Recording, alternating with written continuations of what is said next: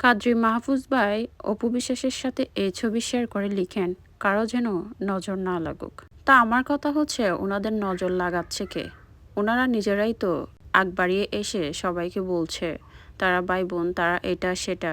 আবার নিজেরাই বিভিন্ন সময়ে বিভিন্ন ধরনের মন্তব্য করছেন, পোস্ট করছেন এটা সেটা নিয়ে। মানে নিজেদের ডুল নিজেরাই পিটাচ্ছেন, আবার নিজেরাই বলছেন কারোর যেন নজর না লাগুক। মানে ভাই, এই মাহফুজ কাদ্রি ভাইয়ের কথা আর কি বলবো। তিনি কখনো বুবলির ভাই হয়, আবার কখনো অপু বিশ্বাসের ভাই হয়, আবার কখনো পরিমণের মামা হয়। মানে সিজনাল ভাই, সিজনাল মামা। এদের নাকি আবার নজর লাগায় মানুষে। ভাই, আপনাদের এসব দেখে মানুষ হাসে। আপনাদের এসব দেখলে আপনাদের কেউ নজর লাগায় না, বরং আপনাদের এসব দেখলে পাবলিক অনেক কিছু মনে করে ফেলে। আর এসবের জন্য কিন্তু আপনারা নিজেরাই দায়ী। এক এক সময় এক এক নায়িকাকে নিয়ে আলগা ফিরিতি দেখান, আর আমরা বললেই আমরা আপনার লেভেলের কন্টেন্ট ক্রিয়েটর না।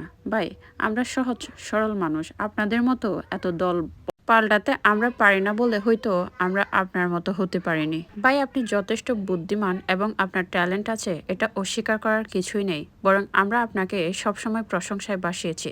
কিন্তু ইদানিং আপনি যা করছেন, অকারণে নিজেকে যেভাবে সমালোচনা কিংবা আলোচনায় আনার জন্য উল্টাপাল্টা পোস্ট করছেন।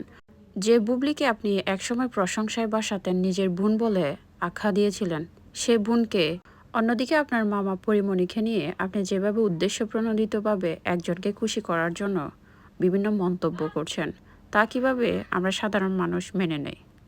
আপনি যেমন এক এক সময় এক একজনকে নিয়ে প্রশংসায় পঞ্চমুখ হতে পারেন, আমরাও আমাদের পছন্দের মানুষকে নিয়ে, আমাদের পছন্দের মানুষকে ঘিরে আপনি বা আপনার সাথে যিনি আছেন, আপনারা ওনাকে কিছু বললে আমাদের গায়ে লাগবে, এটা খুব স্বাভাবিক। কিন্তু আপনি খেয়াল করে দেখবেন, আপনাকে নিয়ে আমরা কখনোই মন্দ কোনো কিছুই কখনোই বলিনি, বরং আপনার ট্যালেন্ট এবং যোগ্যতাকে আমরা সবসময় সম্মান করেছি।